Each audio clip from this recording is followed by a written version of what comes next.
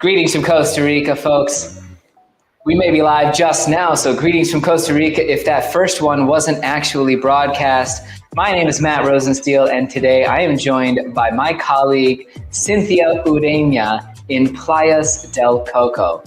We're talking about Playas del Coco, a lifestyle, luxury homes, and some very fun topics. You know, Cynthia is embedded in Playas del Coco. Frankly, folks, I am not. And so today we're going to go over some of the top things to do in the community. Cynthia is going to give her suggestions for those awesome locally owned businesses that you can support while visiting Playas del Coco, those great spots to eat even. We've got some great pictures from the restaurants available. We're also going to talk about the Pacifico development in Playas del Coco. It's a huge residential community that has obviously been one of the biggest movers and shakers in their real estate market. Finally, you may be surprised to hear this, but we do have some specific real estate to talk about. A stunning luxury ocean view home with an irreplaceable view. Thank you so much, Cynthia, for joining me today. I greatly appreciate it. I also really love getting local insight into Playas del Coco. Why don't you start by telling us a little bit about yourself and how long you've been in the Playas del Coco area? Hi, Matt. Thanks for having me here. I have moved to Coco in 2006. It's been a great journey here. We love it here, me and my family, and started doing real estate in 2012 and still loving it. Which part of Costa Rica are you originally from? I grew up in San Carlos, which is the north side of the country, the middle. It rains a lot there, so I was really happy to relocate here. We only have rain for a certain time of the year. Well, San Carlos is absolutely beautiful. That's one of the places that sort of, being able to alternate between sunny beach, Guanacaste, and then go up there sometimes and sort of have access to those mountains up there would be just absolutely amazing for sure. Yeah, it's beautiful there for sure. Totally. Well, let's dive right into the topic at hand today. I want to know about Playas del Coco. I rarely go up there, and when I'm up there, I want to have the best food. I want to tell people sort of the best things that they should do. I also want to give some quick insight into good locally owned businesses that people can support. So why don't you tell us a little bit about sort of what there is to do in Playas del Coco, and feel free to please go ahead and plug those those local businesses, institutions that you want to. All right. Well, Playas del Coco is the closest town to the Liberia International Airport. We're only 30 minutes driving from the airport. And well, one of my favorite things about Coco, of course, is the beach. We love the beach, and we love to have lunch and dinner by the beach. So there are certain restaurants that I love in the area, like Father Rooster that I previously mentioned to you. We love it there. And if you're here visiting Coco, of course you want to try the seafood. And there's one restaurant specifically that serves a lot of fresh seafood, and that will be Mar Azul. Mar Azul here. Yeah. Just a moment, folks. We have Mar Azul, and you brought it up in a different order. Okay, here is a stunning picture. This is it looks like it's sort of your really fine seafood kind of restaurant in Playas del Coco. It is. It is an absolute experience to have dinner there. The atmosphere is beautiful. Sometimes they have live music. Yep. Oh, no, absolutely. You can tell. I mean, the food, the ambiance, everything looks absolutely wonderful. This is the Restaurante Mar Azul. Now, what if I'm on a bit more of a budget and I want to find sort of your institutional soda, the community restaurant that's been there forever? And let me bring up. We love Soda El Jardín Tropical, which is right across the street from the ocean. And We usually go there every Sunday for breakfast. They have the best gallo pinto. We love it. Okay. We love it there. Ooh, absolutely. I wanted to show, this is a plate that I just found on a Google review here. This is something I am going to be eating during a future YouTube episode about Playas del Coco. I can just tell people that the whole pargo, it also appears that they do have great seafood options as well. But here's your classic pinto, huevos rancheros. Absolutely. This is Soda El Jardín in Coco. Whereabouts is that if we bring it up on the map? If you go to the park, it's right across the street from the park in Coco. Okay. And man, so the park is right here in Coco or down here on the plaza? Yes. The Amor de Temporada Park. Amor de Temporada Park. Yes. Up here. Mm-hmm. Excellent. By the way, folks, here we're looking at Coco. Cynthia had mentioned that it's very close to the Liberia airport. That's one of the huge reasons it has developed over time. And, when they started flying more people into international flights in the late 90s, early 2000s, Coco was one of the first place that people went out to, because really you can see from here at the airport over to Coco, it's probably only 15 minutes drive, something like that, 20 some days? It's about 30 minutes drive. Okay, the traffic, yeah. Absolutely. So talk to me more about, I know that Coco, if I'm not mistaken, it's sort of a diving and fishing location as well? Oh, yes. So who are the divers that you would recommend? If I want to, honestly, I can say that I'm not in the market for a diving tour, but I know a lot of people are. Who should they call, or who would be your first go-to diving company there? Well, there's BA Divers. They're based in Playa Hermosa. And okay. They have many years of experience and a lot of boats. Cool. Now, how far are you in Playas del Coco from the actual diving locations? Do you need to spend a lot of time on the boat to get out there? No, they can take you out here to Las Pelonas Islands and to Monkey Head Rock. It's very close. It's a 15-minute ride on a boat, and you'll be diving with a lot of big stuff, sharks, mantas, and a lot of fish. Oh yeah, so it's definitely not for me. But it's nice to know that it's a quick drive out and that you can see all that amazing stuff. What about fishing off the coast and sort of that, sport fishing, deep sea stuff? Who would you recommend if we want to get in touch with someone in that industry? Well, my son is big into fishing right now, and we always go with Captain Moika because he's experienced and we feel safe with him, and he has a beautiful boat. So the Fat Boys fishing will be my recommendation on fishing.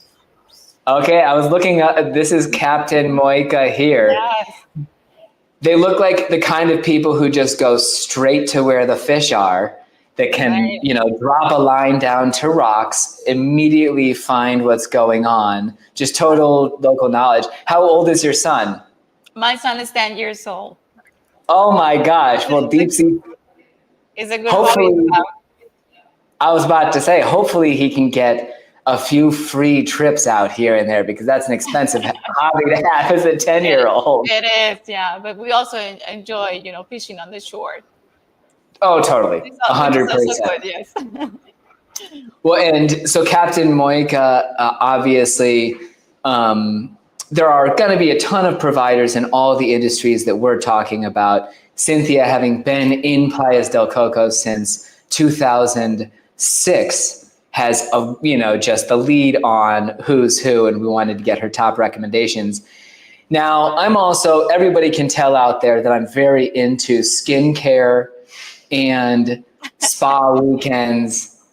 Where do I go when I want to touch this up, renew things maybe with I can't even come up with a term. Where would I go? Where would I go for a To look spa? prettier, to look prettier. You definitely have to go. Exactly, even prettier. You definitely have to go and see Ariela, and she has a beauty salon. It's called Monari. Okay, Monati. And Yes. I've got their Facebook page here. Let's bring that up. Ah, this looks straight up. This is exactly what I was looking for. Yes, she does the best facials and massages. Absolutely. No. Facials, massages, and now you have the lead on Cynthia Ureña's absolute top spa in the area. Let's move on and talk about one of the biggest communities that's been in coming through Playas del Coco. I remember seeing the billboards for Pacifico. You know, many, many years ago, they started sort of advertising. Talk about Pacifico. How big is the community? When did it really launch? And what's their whole concept there? Well, Pacifico is the biggest development we have in town. It's over 175 acres. And a group out of Florida started developing Pacifico, Jack Parker, in 2007. Nowadays, That was that was it's the some timing biggest. right there. Yes. They're still building condominiums, and they have over 250 condos, almost 200 home sites. It's huge, and it offers the best of all the amenities in town. Okay, so it's the biggest development in Playas del Coco, 175 acres. And yeah, I was also surprised when they were, initially showing their condo inventory. For what you've seen in Guanacaste, they were actually offering some reasonable prices, for 2-bedroom, 1-bedroom units up there. About how many condos and homes are we talking about in Pacifico? 250 condos and 137 home sites right now. They're building more. There are lots for sale at the Miura section. There's a $900,000, and yeah, it's huge. Well, no, that's a great bit of comp, data for the properties that are now for sale in Pacifico. And I'm sure, just like a lot of areas, you've seen that huge rush in 22 and 23 led to a ton of those properties in the community being sold. Are there still lots of condos on the market, or were those all bought up? Mostly resales. They have Naomi that it's under construction and it's scheduled to be completed in like a month. The first two buildings are ready, and they will be building three more. And those are another 50 units that they will be adding to their inventory. Condos, Okay, so a one-bedroom condo starts at 239,000. Um, yeah, yes. absolutely. $239,000 is a near extinct price point in certain places outside of Playas del Coco. Yes.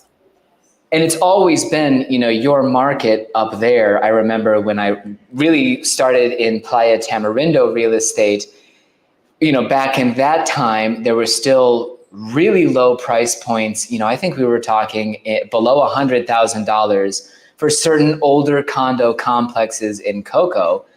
But it was always sort of the location where, due to the inventory, the interest, there had been some pretty reasonable inventory. Whereas, yeah, the new, really, you see in Tamarindo as an example, most of the new inventory is coming on the market at a much higher price point. We're talking $600,000-$700,000. Now, those are 2 bedrooms. They are, in one case, or a couple projects are walking, across the street to the beach. But it's definitely, you've seen that business strategy in other markets, that is, we're going towards the high-end, chic, upper level. And in Coco, it seems that still they're trying to be at a much more reasonable price point. Yes. There is something for everybody here. for every budget. I think you can still find studios, in the low 80,000, but not in Pacifico. Pacifico offers, like I said, the most amenities, and it's one of the most luxurious developments. Now, just by chance, within Pacifico, do you happen to have any luxury homes listed for sale in case people are looking for something a bit more spectacular than your typical 1 or 2 bedroom condo? I happen to have two beautiful homes. One is ready to go. It was finished in December last year, and that will be lot 42. Here we are looking at lot number 42, which coincidentally, I have up on the screen with our listing link. Tell us a little bit about lot 42 within the Pacifico development. Oh, I just missed when we were hitting the view. Go for it. Well, it offers stunning ocean views. It was built with high quality materials. They using double panel windows and doors that are great for insulation. Absolutely, yeah. So this project, folks who were watching my YouTube channel yesterday and heard the big news, this is one of the 4 properties that we're now listing. Cynthia is helping me as a co-listing realtor in Playas del Coco because frankly, I told, there's no way that I'm going to be available and really able to show properties up there. This builder, Miguel Solo de Saldivar, and the design team that have invested in these homes, they previously built the House of Dreams, which was featured on my channel a couple of years ago. They do really quality work where, you're talking about full reinforced concrete construction. The engineering behind the homes is always overkill structurally, and really to make sure that you've got a foundation that will withstand Costa Rica's conditions. And then the finishings are great, including stuff like these amazing quartzite backsplashes, the doors that Cynthia was mentioning, etc. You hear a lot of people. Sorry, go ahead. I wanted to say that the pictures don't do justice to that view. It's even better in person. They never do. And sold unfurnished, or we might have had Wi-Fi and we could have been at the house broadcasting from the view to give you an idea. One of the things that this team also does is absolutely pick out particular ocean views that are prime, and views that are never going to be interrupted by construction in front of them. And really, they put houses that are focused on celebrating these views. And yeah, it's absolutely right.